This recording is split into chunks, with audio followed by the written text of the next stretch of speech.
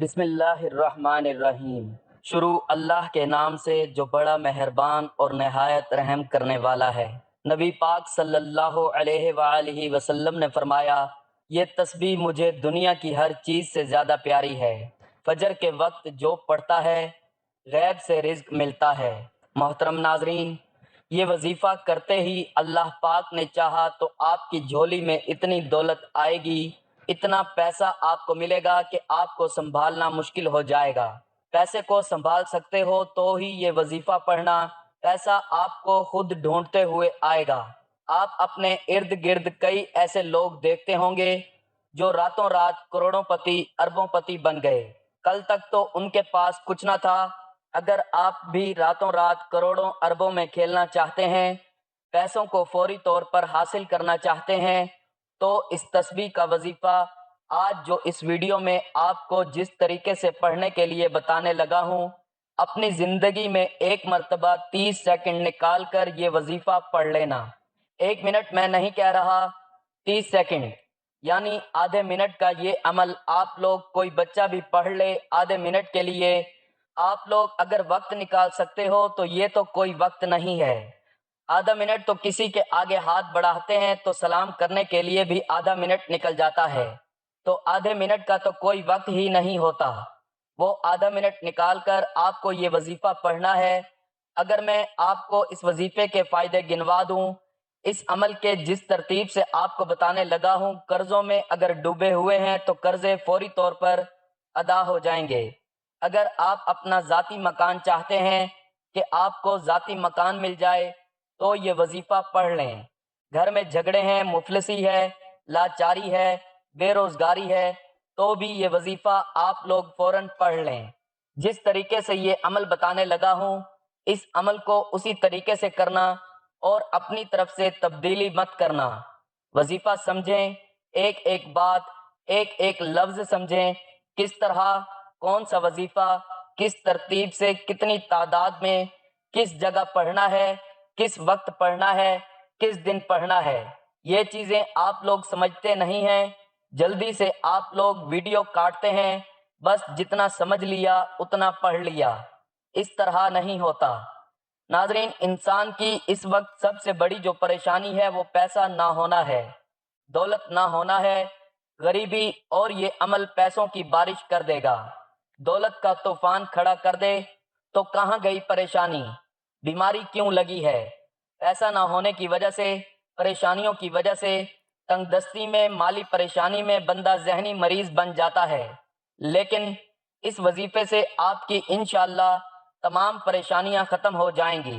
ناظرین، یہ وہ عمل ہے کہ اس عمل کو پڑھنے کے بعد بندہ اگر جو نہ بھی مانگ سکے یا مانگنا بھول بھی جائے تو بن مانگے ہی اسے مل جاتا ہے۔ جو انسان کی جائز حاجتیں ہوتی ہیں، ضروریات ہوتی ہیں، وہ فوری طور پر پوری ہو جاتی ہیں، اور اللہ ہر پریشانی کو ختم کر دیتا ہے، ہر بیماری کو یہ عمل ختم کر دیتا ہے۔ جسم کے کونے کونے سے بیماریوں کو ختم کر دیتا ہے، جسم کے کونے کونے سے بدنظری کو ختم کر دیتا ہے۔ جو بندہ کوئی ایسی پریشانی میں ہو، مثال کے طور پر کوئی گھروں میں جھگڑے ہوں، قرضوں میں ڈوبا ہوا ہو، کوئی ایسی پریشانی ہو کہ اس کا حل ہی نہ نکلتا ہو، وہ پریشانی بھی یہ وظیفہ پڑھتے ہی انشاءاللہ ختم ہو جائے گی۔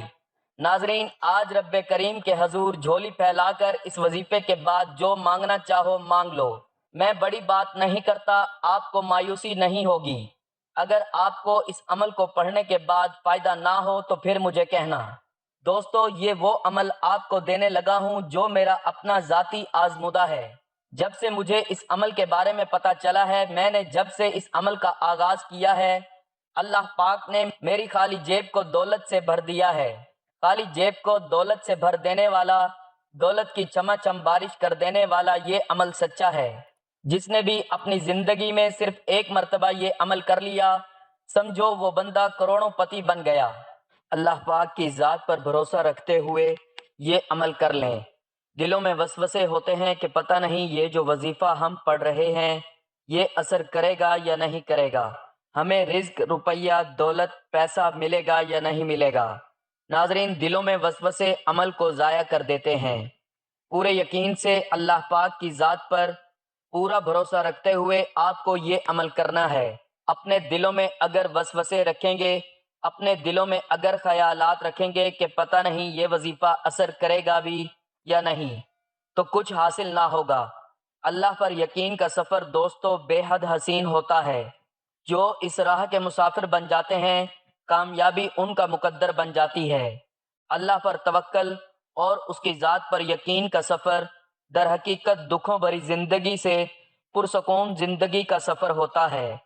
دوستو، اللہ پر یقین کرنے والوں کو سکون قلب کی نعمت میسر ہوتی ہے، کیونکہ ان کا یقین ایسی ہستی پر ہوتا ہے جو اس پوری دنیا کا بادشاہ ہے، پالن ہار ہے، جو انسان اور حیوان، فضا میں اڑنے والے پرندوں، زمین پر بہتے ہوئے دریا اور سمندر میں بہتے ہوئے پانی میں تیرتی ہوئی رنگ برنگ مچھلیوں، حتیٰ کہ زمین پر چلتی ہوئی چھوٹی سی چھوٹی مخلوق کا بھی مالک اور پروردگار ہے، جس کے حکم کن فیکن سے مقدر بدل جایا کرتے ہیں۔ اور جانتے ہو کہ یقین کیا ہے؟ جب زندگی میں غموں کے گہرے بادل ہوں، روشنی کی امید نہ ہو، جب صحرا میں بھٹکنے والے مسافر کو ایک بوند پانی کی امید نہ ہو، جب زندگی میں خزاں ہی خزاں ہو اور بہار کی کوئی امید نہ ہو، اس وقت دل سے یہ آواز آنا کہ پریشان نہ ہو، اللہ ہے نا۔ اللہ پر یقین تو سمندر سے بھی زیادہ گہرا ہونا چاہیے۔ جتنے بھی مشکل حالات ہوں، جتنے بھی اندھیرے ہوں زندگی میں، پھر بھی توکل صرف اللہ پر ہونا چاہیے کہ ایک دن اس اندھیرے میں روشنی کی کرن ضرور چمکے گی۔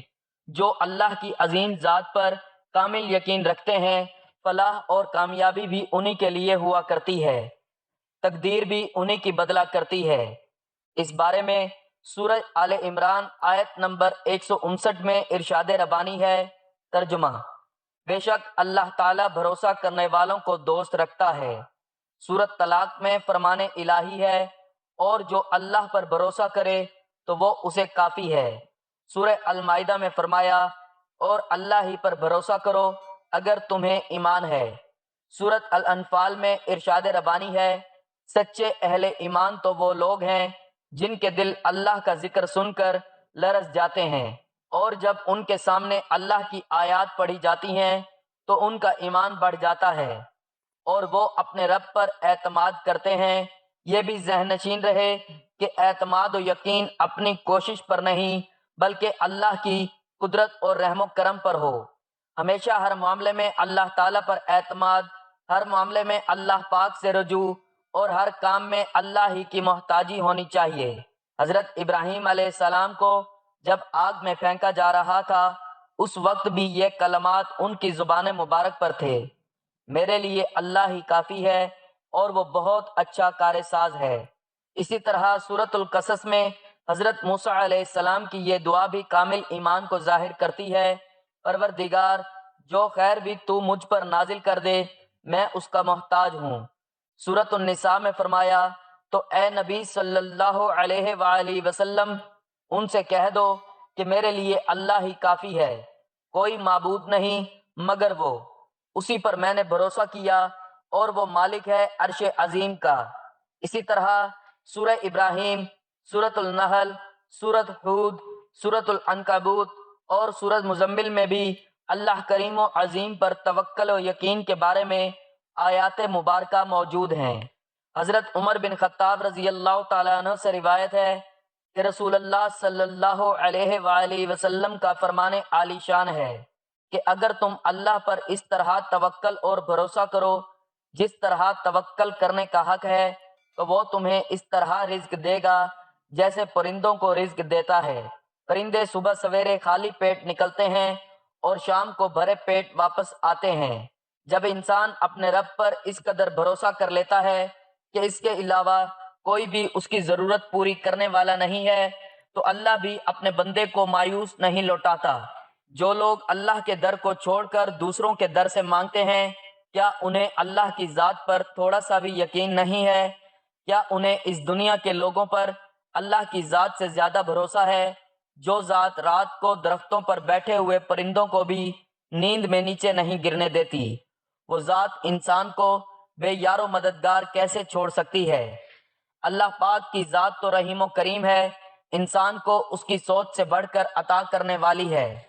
اللہ تو فرماتا ہے کہ اے میرے بندو مجھ سے مانگو، میں تمہیں عطا کروں گا، اور عطا بھی ایسا کروں گا کہ تم حیران رہ جاؤ گے۔ لیکن دوستو ہم انسان ہی بے وفا ہیں جو در در پر جا کر سر جھکاتے ہیں، اللہ کو چھوڑ کر اللہ کے بنائے ہوئے بندوں سے مانگتے ہیں۔ اللہ پر یقین کے معاملے میں ناظرین زیادہ نہ سوچا کریں، آنکھیں بند کر کے یقین کر لیا کریں، کیونکہ یہی وہ راستہ ہے جہاں فلاح اور کامیابی نصیب ہوتی ہے۔ یہی وہ راستہ ہے جہاں پر کامیابی انسان کا مقدر بن جاتی ہے۔ یہی وہ راستہ ہے جہاں دنیا اور آخرت سنور جاتی ہے۔ اللہ تو قادر مطلق اور بے نیاز ہے، انسان کی سب خواہشات پوری کرنے پر قادر ہے، بس اللہ کی ذات پر کامل یقین ہونا چاہیے۔ اللہ کی ذات پر یقین حضرت ابراہیم علیہ السلام جیسا ہونا چاہیے جن کے توکل کے ذریعے آگ ٹھنڈی کر دی گئی۔ اللہ پر توکل تو حضرت موسیٰ علیہ السلام جیسا ہونا چاہیے جو دریا میں بھی راستہ بنوا دیتا ہے۔ اللہ پر توکل تو یوسف علیہ السلام کو یعقوب علیہ السلام سے ملوا دیتا ہے۔ اللہ پر توکل تو شدید طوفان میں بھی کشتی نوح کو پار لگا دیتا ہے۔ تو کیا ہم اپنے رب پر توکل نہیں کریں گے جو ناممکن کو ممکن کرنے کی قدرت رکھتا ہے؟ امام بہقی اور طبرانی نے حضرت ابو ہریرہ رضی اللہ تعالیٰ عنہ سے روایت نقل کی ہے کہ نبی کریم صلی اللہ علیہ وآلہ وسلم نے فرمایا، مجھے اپنی امت پر ضعف یقین کے سوا کسی شے کا خوف نہیں ہے۔ امام احمد نے کتاب الزہد میں روایت کیا ہے، حضرت عبداللہ بن عباس رضی اللہ تعالیٰ عنہ نے فرمایا، جو شخص یہ پسند کرتا ہو کہ وہ تمام لوگوں سے زیادہ طاقتور ہو جائے تو اسے چاہیے کہ وہ اللہ تعالیٰ پر بھروسہ کرے، اور جو یہ پسند کرتا ہو کہ وہ تمام لوگوں سے زیادہ معزز بن جائے تو وہ اللہ تعالیٰ سے ڈرے، اور جو یہ پسند کرتا ہو کہ وہ تمام لوگوں سے زیادہ غنی ہو جائے تو وہ اللہ تعالیٰ کے عطا کردہ رزق پر قناعت و کفایت کرے۔ کسی نے امام علی بن موسیٰ الرضا سے پوچھا، توکل کی حد کیا ہے؟ آپ نے فرمایا، خدا پر بھروسہ کرتے ہوئے کسی سے نہ ڈرو۔ حضرت امام جعفر صادق نے فرمایا، بے نیازی اور عزت محض جستجو رہتی ہیں، اور جہاں توکل پا لیتی ہیں وہیں رہنے لگتی ہیں۔ توکل کے بارے میں متعدد احادیث قدسیہ اور روایات و فرمودات اہل بیت رضی اللہ تعالی عنہم اور صحابہ کرام رضوان اللہ علیہم موجود ہیں۔ اس تحریر کا مقصد یہ واضح کرنا ہے کہ اللہ تعالیٰ پر مکمل بھروسہ و یقین ہی مضبوط ایمان کی نشانی ہے، اور اسی میں دنیاوی مشکلات کا حل اور اخروی راحت کا راز پوشیدہ ہے۔ لیکن اس کے لیے اللہ تعالیٰ، نبی کریم صلی اللہ علیہ وآلہ وسلم اور قرآن کریم پر مضبوط و مکمل یقین بنیادی شرط ہے، اور اس کے لیے قرآن کریم کی سورہ یاسین کی آیت نمبر 82 ہی کافی ہے کہ جس میں ارشاد ربانی ہے۔ ترجمہ، اور وہ جب کسی کام کا ارادہ کرتا ہے تو کہتا ہے ہو جا، اور وہ ہو جاتا ہے۔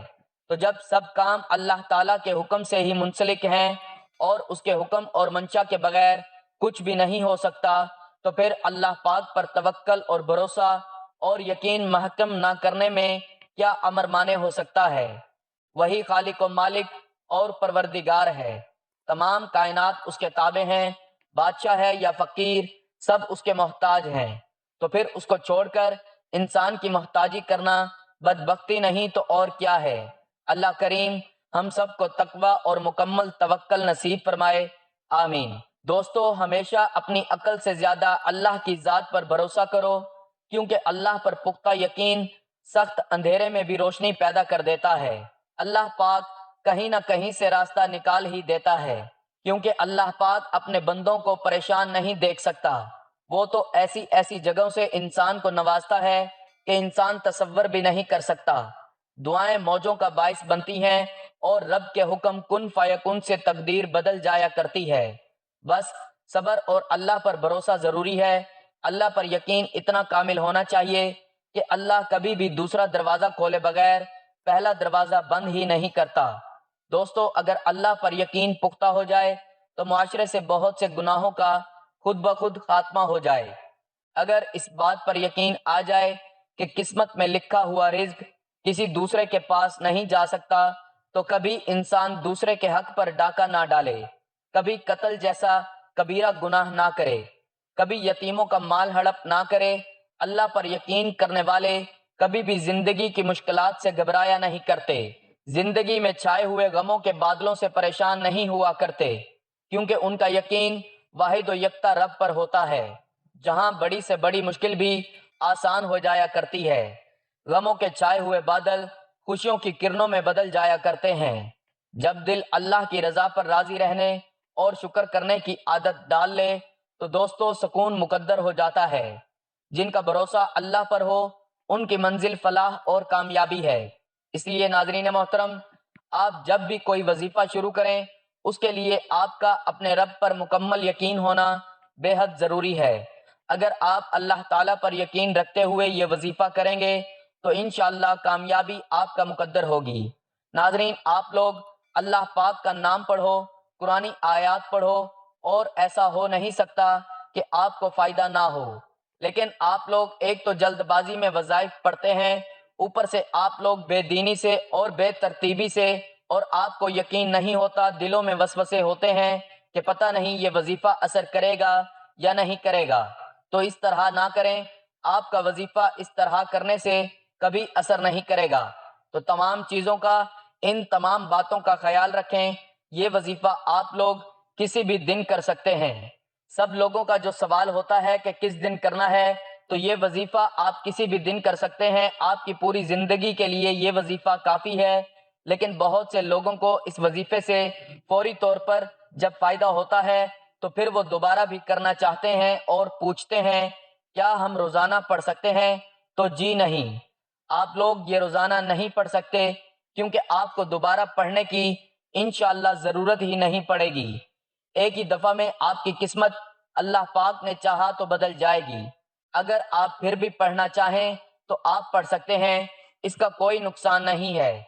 آج آپ کو وہ وظیفہ بتانے لگا ہوں کہ آپ کے دکھ، تکلیف، پریشانیاں، بیماریاں، بے روزگاری، گھروں میں جھگڑے، بے اولادیاں، شادیوں کے مسائل، قرضوں کے مسائل، ذاتی مکان، جو کچھ آپ کی حاجتیں، مرادیں، پریشانیاں ہیں، انشاءاللہ وظیفہ پڑھتے ہی آپ لوگ اپنی آنکھوں سے غیبی طریقے سے اپنے پاس پیسوں کو پہلے تو آتے ہوئے دیکھیں گے، چاروں طرف سے آپ کے رزق کے اسباب کھل جائیں گے، رزق کے بند دروازے فوری طور پر انشاءاللہ اللہ پاک کھول دیں گے، اور آپ کی قسمت ایسے چمکے گی کہ جو لوگ آپ کے حاسدین ہیں آج آپ سے جل رہے ہیں، جو لوگ آپ کو آپ کے رشتہ داروں میں، خاندان میں، دوست احباب میں آپ کی غریبی کا مذاق بنا رہے ہیں، آپ کو دھتکار رہے ہیں، آپ کے ایسے حالات ہیں کہ آپ نے لوگوں سے اتنا پیسہ مانگ لیا ہے، قرضے آپ نے اتنے لیے ہوئے ہیں کہ اب تو آپ کو کوئی قرضہ دینے پر بھی تیار نہیں، لوگ آپ کو بلاک کر رہے ہیں، آپ کو دیکھ کر ایک گلی سے دوسری گلی بدل لیتے ہیں کہ یہ سامنے سے آ رہا ہے پھر کچھ نہ مانگ لے۔ تو ایسے حالات ہیں کہ آپ لوگ بالکل قرض دار بن چکے ہیں، آپ کی حالت بالکل خراب ہو چکی ہے، تو آپ فوری طور پر اس وظیفے کو پڑھ لیں۔ آپ دنیا کے جس کونے میں موجود ہیں، اپنی پریشانیوں میں ہیں، دکھ تکلیف بیماریوں میں ہیں، تو یہ وظیفہ کر لیں۔ ناظرین، وظیفہ پڑھنے سے پہلے سکون سے بیٹھ جائیں۔ آپ لوگ اس وظیفے کو پڑھنے سے پہلے جب سکون سے بیٹھ جاؤ، سکون سے بیٹھ کر ایک مرتبہ درود پاک پڑھ لینا، صرف ایک مرتبہ۔ سب سے پہلے وظیفہ شروع کرنے سے پہلے جو آپ کو کام کرنا ہے، ایک مرتبہ آپ کو درود پاک پڑھنا ہے، اور ایک مرتبہ درود پاک پڑھ کے اس وظیفے کو کرنا شروع کر دینا ہے۔ ایک مرتبہ جب درود پاک پڑھ لیں، 3 وظائف پڑھنے ہیں۔ درود پاک پڑھنے کے بعد تینوں وظائف اتنے آسان ہیں کہ جو لوگ بالکل ان پڑھ ہیں، بالکل جن کو ایک لفظ بھی پڑھنا نہیں آتا، ایسے کئی بھائی بہن آتے ہیں کہ ہمیں آسان وظائف بتائیں، ہمیں پڑھنا نہیں آتا، تو وہ بھی آج کا وظیفہ سن لیں۔ ایک مرتبہ جب درود پاک پڑھ لیں تو 3 وظائف پڑھنے ہیں۔ درود پاک ایک مرتبہ کوئی سا بھی پڑھ لیں، صلی اللہ علیہ وآلہ وسلم پڑھ لیں یا صلی اللہ علی محمد پڑھ لیں، درود ابراہیمی پڑھ لیں تو اس کی تاثیر زیادہ ہے۔ آپ سے گزارش ہے کہ کمنٹ باکس میں ایک مرتبہ مختصر درود صلی اللہ علیہ وآلہ وسلم یا صلی اللہ علی محمد ضرور شیئر کر دیں، اور ناظرین درود پاک ثواب کے طور پر میرے ساتھ بھی پڑھ لیں۔ اللہم صلی علی محمد وعلی آل محمد کما صلیت علی ابراہیم وعلى آل إبراهيم إنك حميد مجيد اللهم بارك على محمد وعلى آل محمد كما باركت على إبراهيم وعلى آل إبراهيم إنك حميد مجيد۔ درود پاک کے بعد سب سے پہلے آپ اس وظیفے کو پڑھیں۔ اس وظیفے سے انشاءاللہ فوری طور پر آپ کے مسائل خود آپ اپنی آنکھوں سے حل ہوتے ہوئے دیکھیں گے۔ درود پاک کے بعد آپ کو جو پہلا وظیفہ پڑھنا ہے، اس وظیفے کے لیے تسبیح اپنے ہاتھوں میں پکڑ لیں۔ تسبیح نہ ہو تو سیدھے ہاتھ پر پڑھنا شروع کر دیں، اور صرف 3 مرتبہ آج کا جو پہلا عمل ہے، پہلا وظیفہ ہے، ان اللہ علی کل شیء قدیر، صرف 3 مرتبہ آپ کو یہ وظیفہ پڑھنا ہے۔ 3 مرتبہ جب اس وظیفے کو پڑھ لیں تو دوسرے نمبر پر آپ کو جو وظیفہ پڑھنا ہے، یہ دونوں وظائف ملا کر پڑھیں گے تو ایک شمار ہوگا۔ کس طرح پڑھیں گے؟ تسبیح کے دانوں پہ پڑھ لیں یا ہاتھوں کی انگلیوں پہ پڑھ لیں یا ہاتھوں کی انگلیوں پہ پڑھ لیں۔ یہ وظیفہ یا حی یا قیوم کا ہے۔ آپ لوگوں کو 7 مرتبہ پڑھنا ہے۔ دونوں وظائف کو ملا کر پڑھیں گے تو ایک شمار ہوگا۔ اس طرح آپ کو 7 مرتبہ یا حی یا قیوم کا وظیفہ پڑھ لینا ہے۔ اس کے بعد تیسرا وظیفہ سورۃ کوثر کا ہے۔ سورۃ الکوثر 11 مرتبہ آپ نے پڑھنی ہے۔ انا اعطیناک الکوثر فصل لربک وانحر ان شأنک هو الابتر۔ اور آخری وظیفہ جو آپ کو پڑھنا ہے وہ ایک تسبیح ہے جو اللہ تعالیٰ کو بہت عزیز ہے۔ وہ تسبیح ہے سبحان اللہ و بحمدہ سبحان اللہ العظیم۔ ناظرین، یہ تسبیح اللہ تعالیٰ کو بہت پیاری ہے۔ اللہ تعالیٰ کے عظیم انعامات میں سے ایک انعام یہ تسبیح بھی ہے۔ تسبیح کہتے ہیں اللہ تعالیٰ کی شان اور پاکی بیان کرنے کو۔ سبحان اللہ و بحمدہ سبحان اللہ العظیم، یہ تسبیح اللہ تعالیٰ کا وہ ذکر ہے جس کی سلطنت 7 آسمانوں کے اوپر تک پھیلی ہوئی ہے، اور قرآن عظیم الشان کی 7 مبارک صورتوں کا آغاز تسبیح سے ہوتا ہے۔ حضرت سیدنا نوح علیہ السلام نے اپنے بیٹے کو تسبیح کی تاکید فرمائی تھی کہ بیٹا سبحان اللہ و بحمدہ سبحان اللہ العظیم کو ہمیشہ لازمی پکڑ لینا۔ یہ وہ کلمہ ہے جس کی برکت سے تمام مخلوق کو روزی ملتی ہے۔